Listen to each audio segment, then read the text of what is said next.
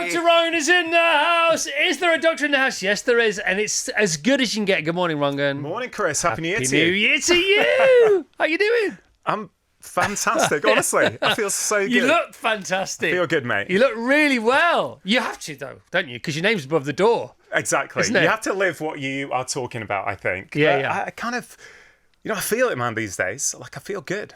Good Feel really for you. good. All right, we'll talk about the three-question journal in a second or two. First of all, congrats on the podcast, because your podcast has now officially been recognised as the 7th best podcast overall in the UK, which is massive, isn't it? Yeah, it's nuts because in 3 weeks, it's 6 weeks since we started the podcast, and it was just an idea. Like, I remember the first 6 episodes that I recorded in a studio in London. I had 3 hours booked twice. I had 45 minutes with each guest. I didn't have a title. I didn't quite know what it would be about. I didn't know I'd be doing it 6 years later, and to have it as the 7th most popular show in the country out of all podcasts, not just health, is it's pretty awesome. Yeah, I feel a lot of great gratitude for it, for sure. Well done. And was that a specific intention all those years ago? What was your plan for it? Was there a plan? No, there wasn't a plan, honestly. And I think there's a real lesson for life for all of us from that, which is, I remember the first 2 years of the show, I hated the logo. Right, absolutely hated it. Because it had you on it. No, we didn't have one. We took an image from my very first book, The 4-Pillar Plan, put it into a podcast icon, put the name on it. And I remember for 2 years, I'd be looking at it going, God, I hate that logo. I hate that logo. And I think the reality is that you've just got to start things. You don't know where they're going to go. I think it's a really great message at this time of year for people. You don't have to worry about perfection. If I had the goal of it being this mega show, I don't think it would have become this mega show. And I don't know how you feel about this, Chris, because obviously you record each morning and there's a lot of people listening.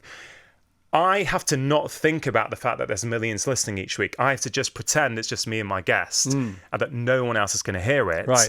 And I think that's when you get the magic. I'm the opposite. I have to imagine there's tens of millions of people listening and they all love me. They do love you. No, I don't. I like you. I suppose we don't really think about it. It's different, isn't it? But then, of course, you do live events, so you do see your audience up close and personal. So you're okay in front of crowds. You've done amazing stuff for us at Carfest. You've had a theatre show.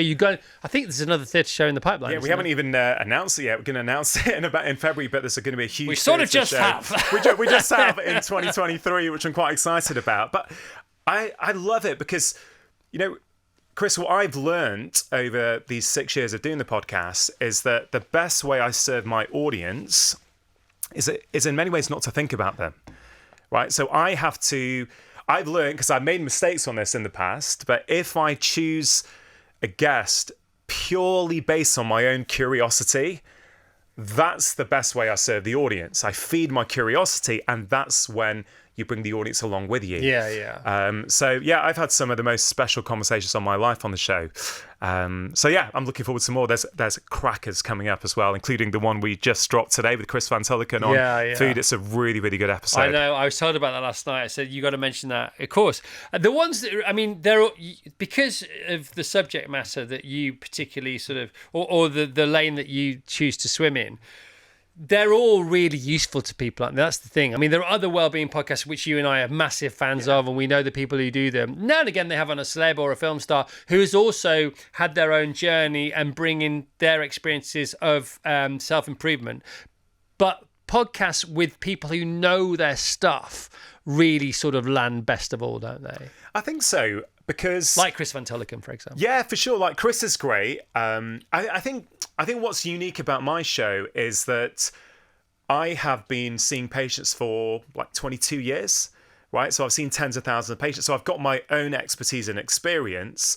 And then you bring someone else in who's got their expertise. And then together we try and just have a meaningful, authentic interaction. I don't really consider them interviews. I consider them conversations. And I'm always looking to experiment. We've just launched on New Year's Eve. We put out a solo episode where I spoke about journaling for an hour, and that's already looking like it may be one of the most downloaded episodes we've had in months. And I'm thinking, well, maybe I'll do more of that this year. Maybe, twice a month I'll drop in a solo episode where I go deep on one topic, for example, because that's really fun as well. It's so funny listening to you talk about podcasts. There's you and there's Rich and there's Shane and there's Tim Ferriss and there's Katie Miltman. And when you start talking about your podcast, it makes me die laughing, right? Why? Because you go, I might do this. I might... 6:30 every morning, we've got no choice. You go, I might try this in July. We finish at 10. We've got 20 and a half hours off. We're back at it again tomorrow morning. Oh, to have the choice to take the lovely skip and the wander around your own Garden of Eden. Well, that's how media's changed, right? Yeah, oh yeah, I know. No, but I think there is, you do something on this show, I would say, that is becoming more and more rare these days. So there's an energy that is created on this show. So I think people tune in for a variety of different reasons. I listen to this show because it makes me feel good in the morning, right? There's a positive, uplifting energy. And I think podcasts are quite different from that, because we know when we're listening to this show that there's a few million around the country who are also listening at the same time, that collective experience. That's not the same with a podcast, is it? A podcast is an individual experience. You're listening in your own time. You're not doing it when other people are doing it. So I think there's room for both, really. No, well, let's hope so. There's definitely... But you should start your own podcast. Yeah, well, we've done it. The thing is, because done properly, and we did ours properly, did quite well. It was number one for a while.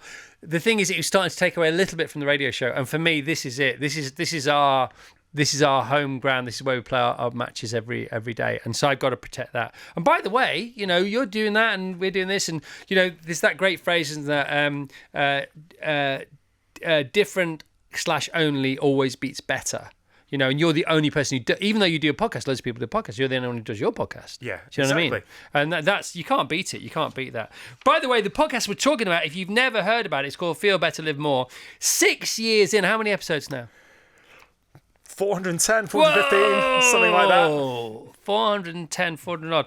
And hundreds of millions of downloads. Hundreds of millions. Yeah, I think we passed 200 million last October, something like that. Stop it now. I know I've got to not think about that, honestly.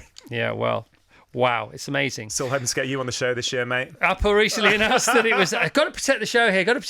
Apple recently announced that it was the 7th most listened to podcast in the UK in 2023. See, if you want that to stay or get better, you don't want me on it, mate. You've got a lot of wisdom to share. I'm still going to talk you into it later this year. Well, look, we'll talk about this now, the 3-question journal. You've never done a book like this before. Other people have done similar. This is great. It's so simple and it works. Tell us about the premise. Tell us about the directives and the directions that are in it, and then tell us how people might use it. Okay, so let's just zoom out for a minute, Chris. At this time of year, right, many people are trying to think about improving their lives. Knowledge, I don't think, is the problem. Like most people who are trying to improve their health at this time of year kind of know that too much sugar is probably not helping them. Too much alcohol is not helping them. Knowledge, I don't think, is the issue. It's insight that people need. It's self-awareness. And when people are thinking about how to improve their lives in 2024, I'd say think about how you can develop self-awareness. And one of the best ways to do that is with a practice of journaling. Now, journaling is a really simple method that you can do in a variety of different ways. You can just write out your thoughts first thing in the morning for 5 or 10 minutes. Morning pages, like Julia Cameron, talks about. Or you can answer some specific questions. Now, this is what the approach I have found works for many of my patients over the years, whereas, if they can ask themselves the right questions each morning, the answers help them to change their life. And so I thought, well, why don't I put together the 3 most impactful questions I believe we can ask ourselves each morning and each evening, and the 3-question journal has those 6 questions within them. Now, before we go into those questions, Chris, it's important for people to understand that journaling has been shown in scientific research to reduce symptoms of depression, reduce symptoms of anxiety, improve happiness, lessen our perception of pain, improve our health, improve our performance by up to 25%. So journaling is a science-backed practice, but it's also been, the kind of Roman emperors were journaling, 2,000 years ago, right? So it's a practice that has a philosophical kind of pedigree, but also a scientific one as well. Yeah. And so I know that if you want people to do something, you've got to keep it simple. Yeah. And I could have chosen 10 questions. I could have made it the 10-question journal, and people would have done it for 2 weeks in January. Correct. And then when life got in the way, they would have stopped. Yeah. So I've chosen the 3 most important questions. And look, I can go through some of them if you want. One of my favorite questions is, what is the most important thing you have to do today? Now, I love that question because it really helps you focus on what matters in life. Now, when someone first thinks about that question, what's the most important thing I have to do today? Most people are probably going to go, I've got loads of important stuff to do. Yeah. I've got something that's important at work, something that's important in my home life. But the word priority I learned recently, when it came into the English language, I think in the 1500s, it was only singular. It is singular. It's a singular word. Yeah. You can only have one priority. Yeah. But now we get drowned in these multiple priorities. Yeah. And so what is the most important thing you have to do today? If you answer that first thing in the morning with a cup of tea or a cup of coffee, it helps direct your focus. So, when I was answering this in December and, life was pretty hectic, there was lots going on with work and home, often my answer was, when the kids come home from school today, I need to make sure I shut the laptop and I'm completely present and I listen to what they have to tell me. That is the most important thing I have to do today. It doesn't mean that spending time with my wife or doing my work is not important, but by directing my focus on the one most important thing, it means that at the end of the day, I know that I've done that. And, I literally was reading some DMs on Instagram this morning from people who've got the journal already. There was a single mum who DM'd me this morning to say, Rangan, I've been doing that for the last 3 days. And I feel fantastic because I always feel as though I've got loads of things that I haven't done. But simply by answering that question, which is I have to feed my 3-year-old 3 wholesome meals today, she says, when I do that, I feel really good. So I know this may sound as though what sort of difference will that really make in your life? I guarantee if you answer that question day in, day out, you will start to make better decisions in all aspects of your life. So that's one question, which is probably my favorite one. Well, you're forming bonds and connections with your future actions, aren't you? Exactly. That's the thing. And the thing about this journal is because there are questions being asked. So when we were teaching children to write stories for 500 words, some kids would have trouble starting. So they couldn't be proactive, even if they wanted to be, and lots of them did want to be. So we used to have this hamper, and in the hamper, it was full of stuff, and we invited kids to come to the stage and pick out 3 things from the hamper. And we said, right, they're the 3 characters of your story. So we started them off. And if you get people to respond sometimes where they can't be proactive, it gets them going and it gets them off the mark without having to hear a gun or even fire the gun themselves. So it means they can hit the road running. Totally. And that's why I did it in this method with these 3 questions, because you can just journal freeform, right? But many people find that quite anxiety inducing. What am I going to write? I don't know where to go with this. And one thing, Chris, I want to make really clear, for anyone who wants to journal, they don't actually need to buy a journal, right? These questions, which we're going to go through, and I've just done a whole episode on these 6 questions in detail if people want to listen to that on my podcast. But essentially, you can just do that on a piece of paper each morning. You don't need to buy a journal. The reason I created this is because some people, in order to turn a new behavior into a ritual, they like to have a really nice, beautiful journal that makes it feel like something special. But also it's connected to you and they like you and it's your journal, and that's why merchandise works. I'm not saying it is a form of merchandise, but they want that connection with you, and it doesn't matter what gets them across the line as long as it gets them across the line. Yeah, and it's a gorgeous journal that I spent a lot of time and effort trying to create for people who do want it, right? Yeah, Vasis's youngest daughter, she received a quill for Christmas. This book is screaming out for a quill. Yes. Don't you think? I'm going to give it to Mary. It's got a Harry Potter It sort really of does. It's golden gorgeous. embossed It kind really of is vibe gorgeous. to it, hasn't it? The other question I think is a nice one for people to think about is the third morning one, which is, what quality do you want to show the world today? Now, a lot of the time we show up in the world, we're just repeating past behaviors. We're just behaving. Habit energy. Totally. Yeah. And that question, I started asking myself that about a year ago, and it's been transformative because, you basically visualize how you want to be in the world, right? So, for example, this morning when I was in my hotel room in London, I was writing down my answers. I said, I want to show the world the quality of patience today. And by setting that intention in the morning, it means that I'm much more likely, instead of reacting to someone in the day, because I said I want to be patient today, I want to show the world the quality of patience, I'm much more likely to show up with that quality. And so when I was getting on the tube this morning and a couple of people barged past me to rush on, you know what? I just smiled. Just totally smiled. I was totally chilled. Now, I'd like to think I would have been had I not answered that question. But the fact that just 40 minutes before that I'd written down, I want to show the world the quality of patience, I'm much more likely to do it. And there's so much neuroscientific evidence on visualization. You know, what we imagine in our heads and what is actually real, there's not that much of a difference in the brain. Well, our brain doesn't know the difference. Brain doesn't know the difference. And there's so many studies on this. You know, golfers have shown, many times you'll hear top golfers, Tiger Woods used to say this, you know, he would be in bed at night, the night before a major round, he's literally playing every hole. He's like, on the first, I'm going to draw it, I'm going to do a little cut into the green. And he goes, when he's actually playing the next day, he's already played the hole. Yeah. And so if you rehearse in the morning, I want to show my family the quality of compassion today, you're much more likely to do it. Now, why does that matter when it comes to health?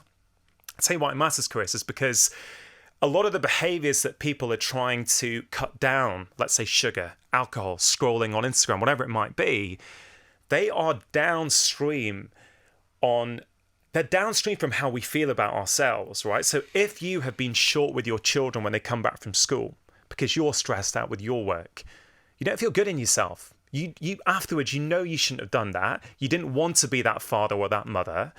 And what happens then when the kids are in bed, you're going to need to soothe that emotional stress with sugar or an extra glass of wine or whatever it might be. So these things, right? Why I'm so passionate as a doctor about this stuff is if you behave with the quality of patience all day, you're going to need less of these, what I previously called junk happiness habits, to actually soothe that emotional stress. That's why this stuff is really, really important. Yeah, I know. I love it. Because it's funny, isn't it? And also, when you do have that moment of mindfulness, because you practice it, and it is attainable 24/7, 24 hours a day. I mean, it takes a while to get there, but you know, once you've glimpsed it, seen it, smelt it, you're aware of it. You know it exists for a start, so you know it's not some kind of woo-woo kind of Emperor's New Clothes kind of thing. When you are around it and you feel it and you sense it, there's this moment and you go, "Oh, what's that? Oh my goodness me, I think it might be peace." Yeah. And you feel this peace, you go, what do I do with that? You go, well, where do I bank it? How do I spend it? And you go, no, you don't need to. And then you don't feel drawn to the chocky drawer or to the glass of wine. You know, you actually feel anchored as opposed to drawn anywhere. Because we're often using those things to fill a hole in our hearts. Totally. Right? And that's I think the elephant in the room when it comes to health advice. It's not about what, it's about why. Yeah. Right? And that's the thing, even when we're talking about food intake, for example, most people know the basics of a healthy diet. Why is it, though, that so many of us are stuck in front of the television at 9:30 in the evening with a box of Quality Streets? It's not because we're physically hungry, it's because we're emotionally hungry. And what journaling does, and look, meditation does a very similar thing, to be fair. It's something that allows you to step outside of your life to reflect on your life. You make better decisions. You feel a greater sense of control on your life when you journal regularly. You know, I've seen that myself. I've seen it in so many patients. And the research is really clear. People who have a sense of control over their lives, happier, healthier, they earn more money, they get more promotions, they have better social relationships. And so anything you can do to give yourself that sense of control is really, really important. And stillness. Yeah, and that's why... It's control over yourself, isn't it? Yeah. Because you can't control it. People, places and things, forget it. But you can control your response to all those things. You just can't control those things. And people get that confused all the time. Totally. And, you know, the reason the first morning question is, what is one thing you deeply appreciate about your life? And why the first evening question is, what went well today? Right, the reason is because let's think about the morning. Let's just imagine two different mornings. Imagine you get up and you're immediately on Instagram and then the news feed and you're seeing what's going on in the world, right? What is coming into your mind? It's negativity. And a lot of the thoughts, a lot of our emotions are downstream from the content we consume. our brains already have a negativity bias. That's what's kept us alive for so long, right? And psychologists say that we take in about 9 bits of negative information for every 1 bit of positive information. So if you start the day watching the news, you are literally feeding your brain with negativity. Of course, you're going to be more short in your relationships. Of course, you're going to consume more sugar. Of course, you're going to be more negative about the state of the world. But, and I think you do this when you wake up, Chris, I think you have some sort of gratitude practice.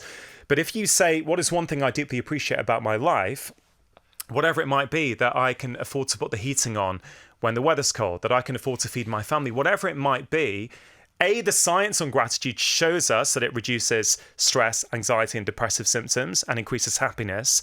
But you start off the day focusing on what you have rather than what you lack. And that will start to change everything. So I honestly believe that writing this journal will change people's lives. It will help them to stay on track with whatever goals they have this year. Yeah. And it's not just me who says that. You know, we have a mutual love of running, right?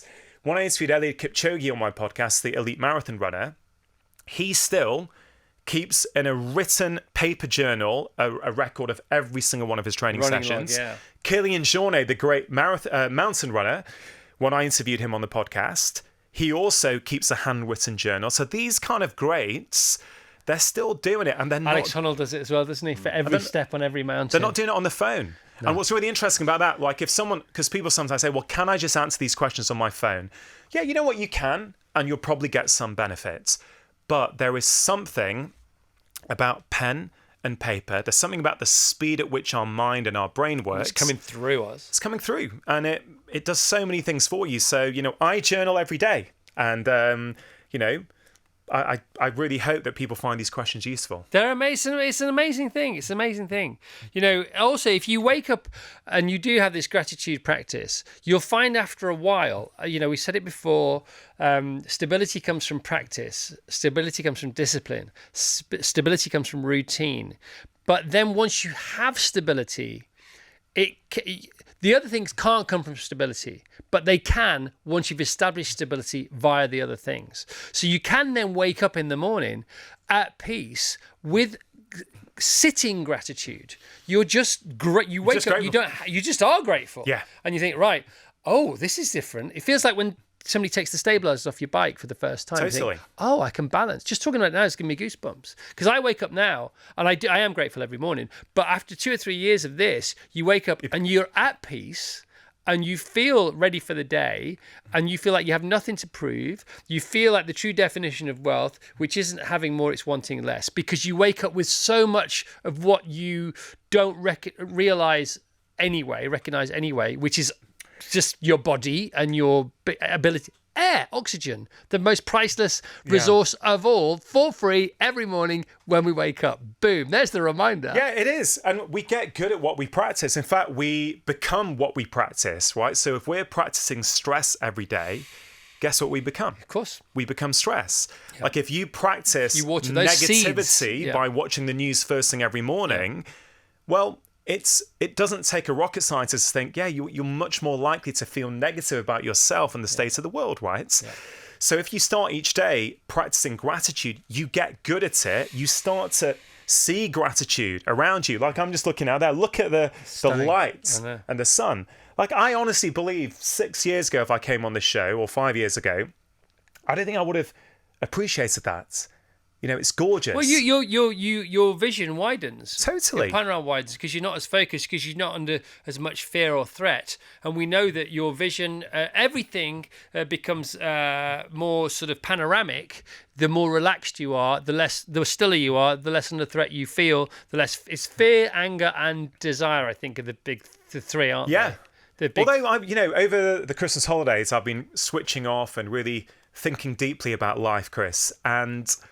You know, really, I think there's only 2 energies. There's fear and there's love. Like everything comes off the back of those 2. And it's kind of like, you know, how do you want to show up in the world? Do you want to come from a place of fear, or do you want to come from a place of love? And it really can be that simple at its core. And something like journaling is going to help you come from a place of love. Whereas if you allow the world to dictate it for you, it's much more likely to come from a place of fear. You're on fire, mate. Somebody put him out, will you? Yeah, there are fire extinguishers in the building, and they all need to be run up to the 70th floor right now because this man is on fire. Listen, we're out of time, Rangan. The 3-question journal. We've got another minute. What do you want to tell us in a minute? It's up to you. Well, guys, listen. I want to say, just whatever goals you have this year, I promise you, you can reach them, but you need some sort of practice of self-reflection, right? A top athlete, he doesn't get that good, or she doesn't get that good by just being reactive every day. They've got a coach there who's going, hey, listen, last time you played that shot, your body was in the wrong position. Next time you're in that position, you need to do something differently. The journal becomes your own coach. It's a way of having a conversation with yourself each day. And the last question in it is, what can you do differently tomorrow? It's just a very simple way of going, hey, you know what? I probably had more caffeine and sugar than I wanted today because I was binge watching a box set last night and I was sleep deprived. Okay, no worries. I don't want to beat myself up, but tonight I'm going to try and get to bed on time so I don't consume as much tomorrow. Yeah. And it's a very compassionate way of helping you make changes. And as I say, Chris, I've been doing this for over 2 decades with people. I've seen tens of thousands of patients. And I honestly believe that journaling each day is one of the most transformative practices you can do. Yeah, and I think that last question before you go to sleep at night, you're feeding it into the subconscious as well. Totally. And that's going to do all the work for you when you're asleep. But all you have to do is feed it in. That's all it's asking. Say, you don't have to meet me in the middle here. You meet me on 1% of this bridge and I'll do the other 99%. But you have to give me the 1% before you go to sleep, and then I will sort it out for you. Yeah, and that's something actually, if I may, the podcast that I drop next week on Feel Better, Live More is with Dr. Tara Swartz, this incredible neuroscientist. My God, she is amazing. She's not been on my show for about 4 years now, but we recorded just before Christmas a killer episode. Yeah, she reminds me of you a bit.